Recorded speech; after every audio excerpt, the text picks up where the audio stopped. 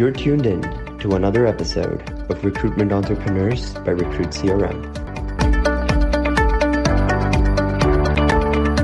Hey guys, welcome to another episode of Recruitment Entrepreneurs by Recruit CRM. And today I have the privilege of hosting Paul Arnesen. I don't know if I screwed that up. Perfect. From talentroo.com, which is an awesome recruitment business that Paul will tell us more about in a minute. But before we get into like the whole, what do you do for work today, Paul, can you share your story with us? Where were you born? How did you, what did you want to do as you grew up? And then the journey into your current situation. Sure. So yeah, thank you so much for having me. So my name is Paul Arnesen. As my last name might sound weird, I'm living in Italy, but I'm not Italian.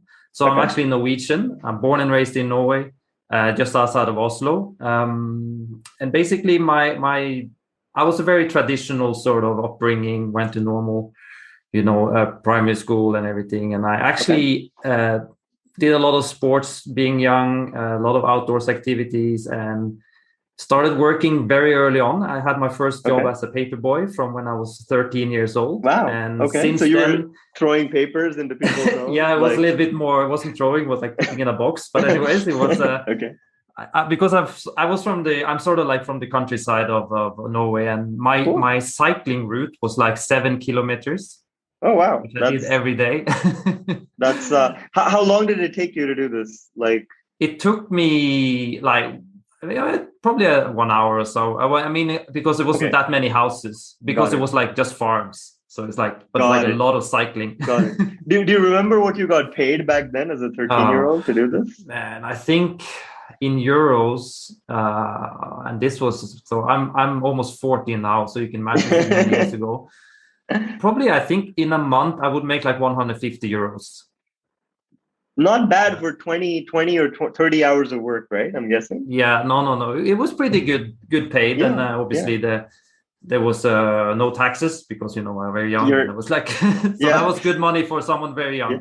Was it legal though? Was it officially legal for you to be? Yeah. This was the local newspaper, and most of sort of the paper boys that did this. This was back when you had a newspaper basically every day. There was no online sort of news, so they only used people from sort of legal working age in Norway. I don't know, like 13, that you had like a very sort of basic contract.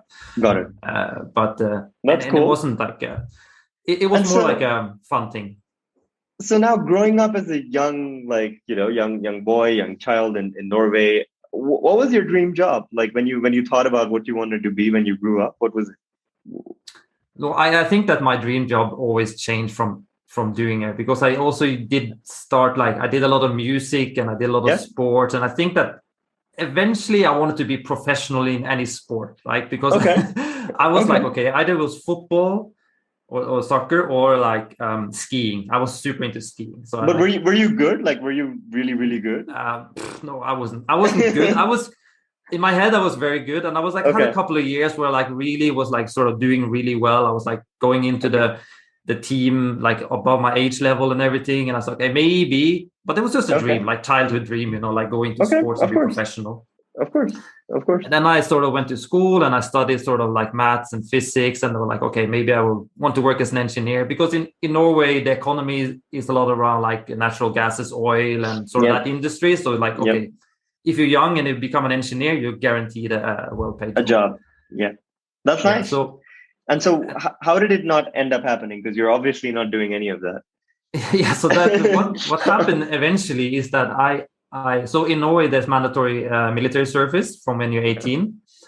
So when I went into the army as required by all young Norwegian males, I kind of disliked where I was placed, because you basically randomly placed somewhere in Norway. And I sort of applied to go to an officer school, because you can actually go to an officer school if you apply for it and they get accepted. So I became an officer of the Norwegian army.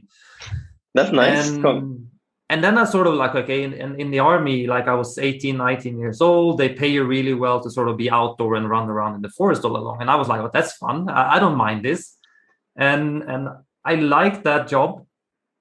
but in the end, it sort of come to that point where either I go really serious into this, it means a lot of like dangerous situation and stuff like that, or I sort of go home to my hometown and sort of see if I can sort of continue growing, in another way.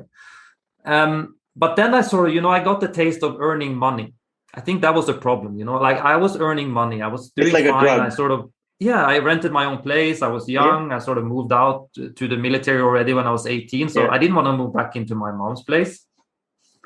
So what I did is my dad got me a job for Coca-Cola company. Doing what? Sales consultant. Okay, so, and what were you selling? What does a salesperson at Coca-Cola Sales do? Consultant for Coca-Cola basically means that, I don't know how it is now, but I was traveling from like different stores, convenience stores, and making sure that they had the product in the shelves. Got it. So you were making sure retailers were stocking Coca-Cola and not the competitor like Pepsi or something. Yeah, but the competitor was also there. But it's like they had like this. We had our sort of spots, so we should. Got it. But the stores sort of hired us to come in and place take the products from the back room to the front. Got it. Yeah. Got it. So, and it was a lot of sales because those are new campaigns and stuff like that. So we always had to sort of negotiate with the store to sort of, okay, we have a new campaign coming up, a new product, this and that, and so that was like it was I was very young. Did you like it? I would say I liked it because of one thing, and you have a lot of flexibility. So there was a very free job. So basically, you're paid. We were paid like for 40 hours per week. Okay. And you work whenever you can. It was sort of like a remote type of work, But you have your route you have to go through. So did you actually end up working like 25 or 30 hours instead of the 40? It depends. That's what the thing. It depends. Yeah. So some weeks you could work like 60 hours because there was a lot of campaigns. It was right before Christmas, so it was really hot outside or something. Yeah. So they sell more, right? Yeah. But sometimes it's like a day could be 3 hours and then you're finished. Got it.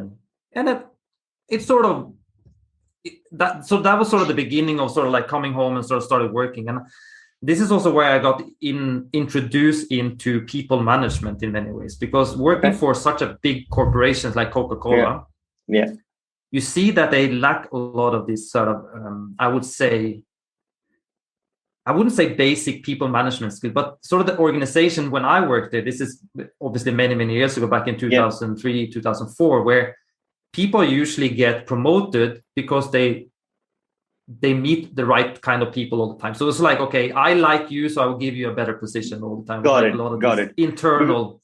Was it because it was hard to measure who's doing a good job and not? Because it was harder to measure performance, or something else? It wasn't really hard to measure performance because you had sales numbers. But in the end, like even if I did really good a couple of years there, I was like on the top of the charts of some of the products we were selling. Yeah. And there was an open position like one level above me, sort of like a manager, supervisor. So I applied for that, having the best numbers in my team, but I didn't get the position. So they sort of hired someone else who was like how I saw it back then was like someone who had a more experience of working with the manager. Like they were like more like friendly to each other, right? So, okay, I will give you this because I like you. Got it. And so you didn't like that. And did you get into recruitment immediately after that? Or how did you end up at recruitment? So it will be a very long story if I keep going. So I'm not going to bore you with everything. But basically what happened is that I got headhunted into another sales job for Konica Minolta. They sell like copiers and printers and all that. Like a really big product. Very difficult to sell. That's what I experienced. And I did that for 6 months, and then I realized I don't really like this. That also in that job I had a lot of sort of like I saw management, I saw people being hired, saw people not being trained. For example, when they get hired, was a little bit like I felt HR, and I didn't really know what HR was back then. I was sort of introduced to HR, but I didn't really know. And I was 25 then. So I decided to go to university. I decided I wanted to study business. I didn't decide to study HR. So was this you going for your undergraduate degree now? Yes. Okay. And so in Norway, is that like a 3-year program or a 4-year program? It's a 3-year program, but I didn't go to school in Norway. So I went to New Zealand. Oh, wow. Okay. Yeah, so I decided to just. Any reason you picked New Zealand? Like, what's special about New Zealand? Well, I was with a girl back then, and she also Okay. wanted to study, so we decided Got to it. go to New Zealand. Basically, it was like as far as ways you can come, and then it was exotic, right? Yeah, it is exotic. And It is yeah, they exotic had a even now. good, yeah, still exotic, and they had a good sort of business university there, and I wasn't. It was sort of like, okay, they were happy to, and I wasn't looking at the best university or something like that. I just wanted to go out and sort of get some Got it. education and be in a Got it. nice location. And did you like it? Was New Zealand a good place to go to? Would you recommend it to others? Yeah, I love it. I absolutely love it. I think it is it's an amazing place, I think, to retire in the end, because it's like so far away from all the noise of the world.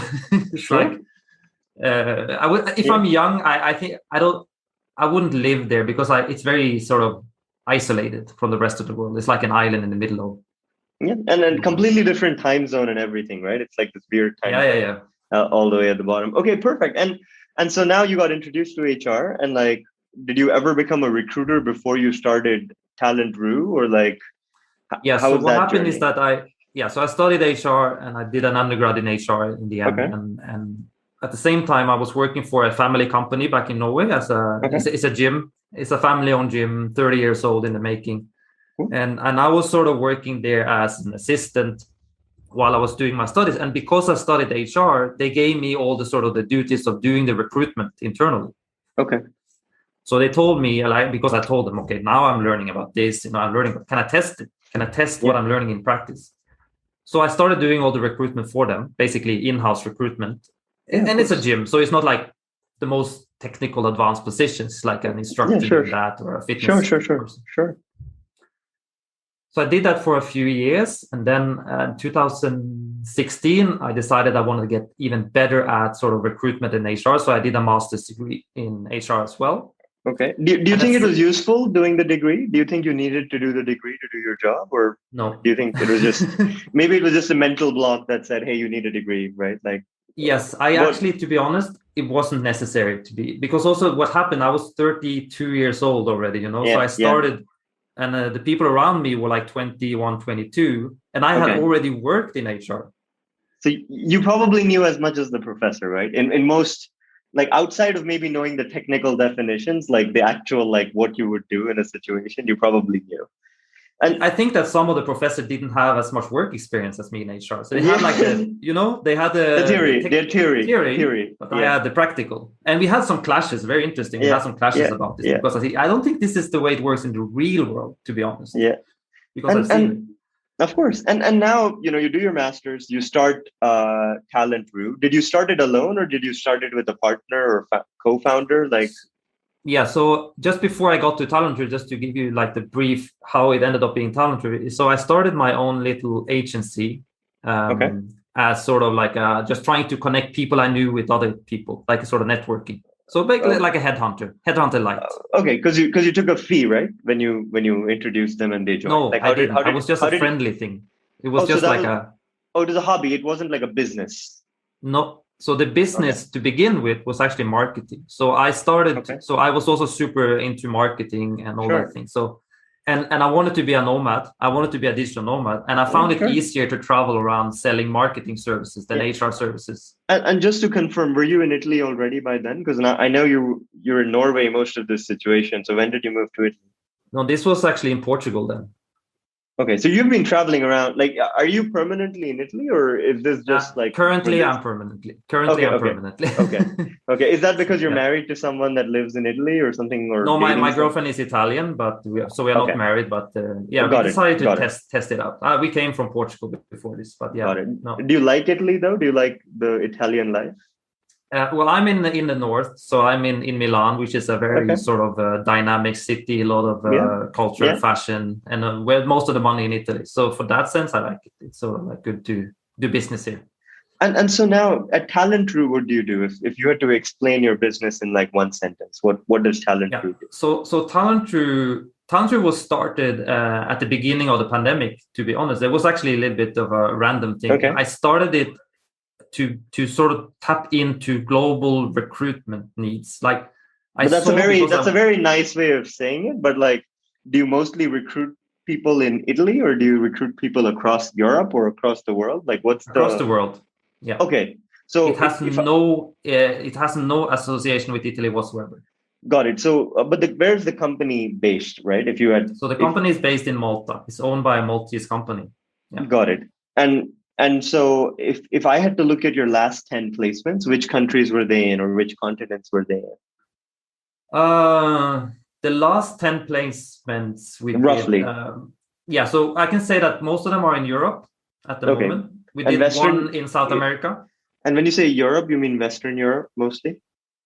Actually, it depends. Like we do. So let me think. So the last one, because exactly the last one was Honduras, which is interesting because I never placed someone in Honduras. And then has been Turkey and also Macedonia, and so a lot of sort of the Eastern Bloc. Yeah, but also everywhere. Spain and Portugal. And do you have a salary range that you normally place at? Like, do you specialize in any category or any level of seniority? So we don't specialize in anything. So we are basically a bespoke recruitment company in that sense as well. So we take any job that is sort of what we feel that we can work with. So we place from a salary of, say, 1,000 euros per month to 100,000 euros, so 150,000 euros per year, depending.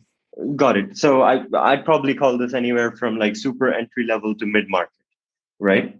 Right under the vice president and CEO type jobs. Yes. And from the beginning to there, roughly. Yeah. So we do basically, I would say 75% contingency, where we do a lot of this sort of the lower level positioning, and then we do a little 25% retainer, where we do like an upfront, more like C-level. Sure. And how do you make the math work in all of these countries? Because in different countries, the fees for contingent recruitment are different, right? Like in Germany, the average is 25%. In the UK, it's closer to 20%. I imagine in Italy, it's closer to 15% in the local market. So how do you like price your service? Because it would be different in each market, right? Yeah. So what we have decided, so to also to be clear, so Talent is a work in progress as well. We have, I think this year we are doing 50 plus placements. And last year we did 10, and we are sort of growing to do probably around 300 to 1,000 next year if we are lucky. Got it. So and in this year, like what's the average value of your placement? Is the average placement worth $5,000 to you, or 10,000, or 20, or 25? Like, what's the average ticket size? Because that's an important question, right? When you're scaling a recruitment business.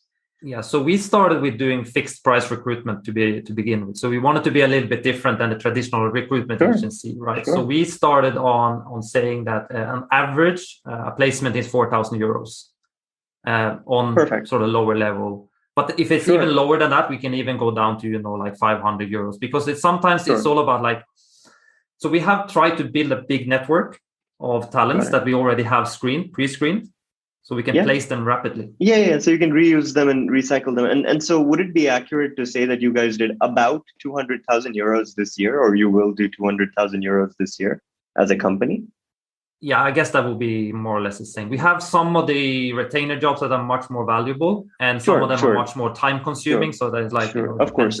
So I'm just talking about a range, right? We don't need the exact number, and have you been able to do all of this alone as one person, or have you hired a bunch of people to help you get to this 40 or 50 placements and 200,000 in revenue? Yeah, so we are 3 people in the team now that are sort of employed as contracted by Talent. They're not employed. We are basically contract. So I work with them more or less full time. So it's one recruitment specialist and there's one sourcer, like a talent researcher or sourcer, sort of doing sort of the going through the candidates and everything like this. And so with the situation you have with Talentroo today, right? So do you own a percentage of Talentroo, or like is that just held by a different holding company or something? How is that set up? Yeah, so I'm not the majority owner, but I am the owner of Talentroo. So I founded Talentroo. Sure. And so what happened is that I was working as an in-house recruiter for a client. Yes. And they decided to purchase. They wanted to have more. They had so many placements. Yeah. So instead of hiring me every time, and I said I already have an agency set up. Yeah. And they decided to invest in me and say like, let's buy your agency. Got it. So you get a share of the profits, but you also get a salary upfront, right? Because otherwise it's like them taking 80% of what you bill, which is stupid, right? No. I have it managed. Yeah. Of course. So as a operator of the business, you get paid, you hire people, and you try to grow that business. And as it makes profits, the investor obviously makes some money, and you make money on the profit. Yes, correct. Would you do that again? Would you do the same model again if you went back in time, or would you do it differently? I think that what happened obviously with the pandemic and all the insecurities, it was around sort of maintaining stability. Of course. I think that was the best option for me then. I think that if in the future I start something new or want to sort of, that's going to be mine 100%. I mean, not maybe 100%. I want to be the majority owner of something that's totally mine. Yeah. Sure. I mean, because that's the thing, like most people, when they start a business, right, are in a very different financial situation than after 3 or 4 years of success. Yeah. And then when you're starting and you're like, hey, I just want to reduce my risk to zero, and I want to guarantee a certain amount of money every month because you need to live. And so whatever deal is fine as long as I'm co-owner. But maybe once you know that, hey, I have this business that can generate 2, 3, 4, 500,000 euros every year, or 1 million euros every year, you're like, hey, maybe I should own 60% of this, right? Instead of 30% of it. Because then the money becomes so big that, and you probably build a bank balance where you're like, hey, I can sustain this for a couple of years and I don't need some random person to write. And would you be willing to share what scale of that investment was? It doesn't need to be the exact amount. Was it tens of thousands of euros, or did they invest more than 100,000? Like, what was the range of capital that they invested to buy majority? So it wasn't in the highest bracket. It was like mid-level, I would say. That's the only thing I want to disclose in that case. It wasn't because it was sort of like a long-term investment also for them. So it's sort of like a scale where I can get more. The longer. Sure. So would it be accurate to say that it was more than 10,000 euros, but less than 100,000? Is that? Yeah, that will be accurate. Is that's a fair assessment? Great. And now I have so these contractors that you've hired to help you, do they also get ownership, or are they mostly just contractors that are contracting for a monthly fee or per placement commission? Or something usually we do. We give them a small percentage, not ownership, but like a profit percentage. Of course, like a commission sort of thing. Yeah. Perfect. Awesome.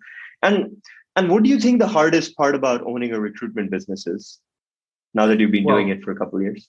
Yeah. So I think the most challenging part is usually to work with clients that have changing needs and changing ideas and mindsets about how they want to approach a placement.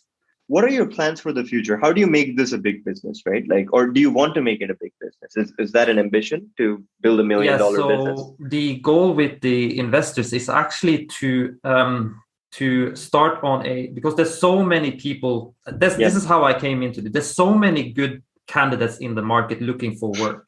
Yep. So we also want to be a bridge between candidates looking for work and the clients. So the more people we can sort of maybe source, screen, and give opportunities. I don't say we're going to be like Upwork or TopTal or something like that, but I think something where we can have where we can actually have people working as part of the Talentrue network, and we can place them around. Yeah, we have so at Recruit CRM, we actually have a couple of customers that have built similar models, which you can check out later. Yep. One's called Topcoder in California. So it's topcoder.com, and they've created a marketplace where high quality candidates get vetted and register. And then clients can come in and put up projects, and candidates can basically apply to those projects, and clients automatically choose the ones they like. And then in Europe, we have another interesting client in Paris called Avisio. And they have a very, very exciting business model where they have again built a technology marketplace sort of on top of us, where they don't do any recruitment or headhunting themselves. Clients come in and they give them positions, and they have a network of professionals that refer people to those positions. So it's a pure reference model, right? And I think there's so many exciting ways in which you can build a very profitable recruitment business. So what's the goal do you have revenue goals set up? Like you want to do so much money in 21, 22, 23. Have you sort of set that up as a business? No. So the reason for this is that when Talentrue started in 2020, I was sort of still working project manager for some clients, and it was sort of like a side project. 2021 come, I have investors coming in. 2022 is the year when we're going to start like really going deep into the numbers, because now we are seeing that we are getting so many requests at the moment. I think it's just the time we are living in as well. A lot of people are employing. So we are getting so many requests. We have to sort of sit down, and we are basically scaling up in terms of how we hire. So we're going to hire more people to work on the team. And from there on, like strategic decisions and everything is going to be more like set in stone. So we can have, so for 2022, we are going to have sort of calls and meetings now in the coming months to set the targets for 2020. 2021 has a little bit like, let's see how it's going to work out. Sure, of course, because it was a crisis situation that we were coming out of. So now final questions, right, as we're closing out. First question, like outside of work, what does life look like for you? You said you're with your girlfriend in Italy. Is there anything else happening in your life? Do you have dogs, cats, children, like guitars? So we have a dog. Okay, cool. We adopted a dog a year ago, actually. Very nice. Everybody was hit very hard by the pandemic. I think Italy was one of the first countries that was hit really hard. And it was very sort of lonely to be a non-Italian living in Italy during a pandemic. I get it. It must be stressful as hell. And then quick question, right? What is, if you were sent back in time 20 years and you were able to spend 5 minutes with your 20-year-old self and give them advice, what would it be?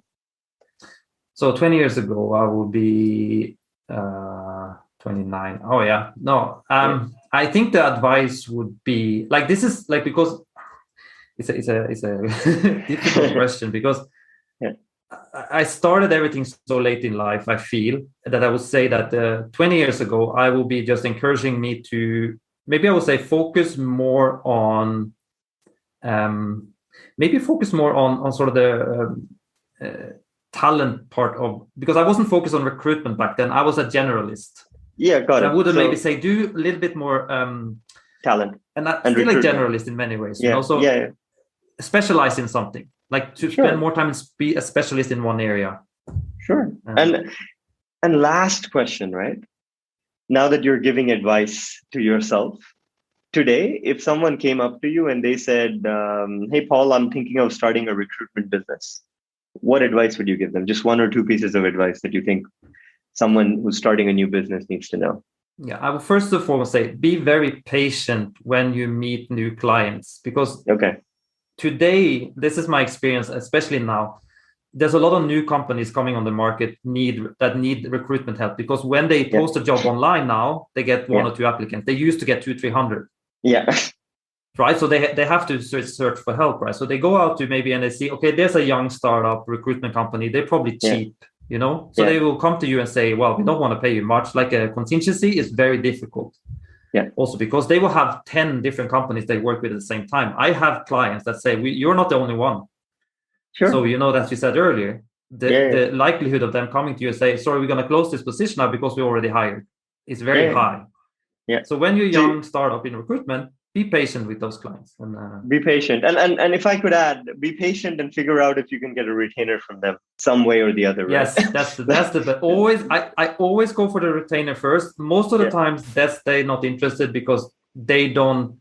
So they're new to recruitment as well. They're not used to working with agencies. That's my point. So they're used to just getting applicants to their own job when they post on job boards. Because job boards today is a little bit, in my opinion, a little bit dying. And another plug, right? So guys watching this that want to learn more about retained searches and how you can get retainers, you can check out on our podcast in episode 7 or 8, I'm not sure. We've hosted Louise Archer that runs retainedsearch.com, who helps recruitment firms across the world transform their business from a contingency to a retained model. Because I think that's where the world is going. But Paul, it was awesome hosting you. Thanks a million for taking the time to do this. I'm sure people will find context and similarities from your life and what their life is right now, and then figure out how they can move forward and start recruitment businesses. Thank you. Thank you, Sean. Thank you very much for having me. And that's all for today's episode of Recruitment Entrepreneurs. Like and follow us if you liked today's episode and want to hear more stories from the world of recruitment.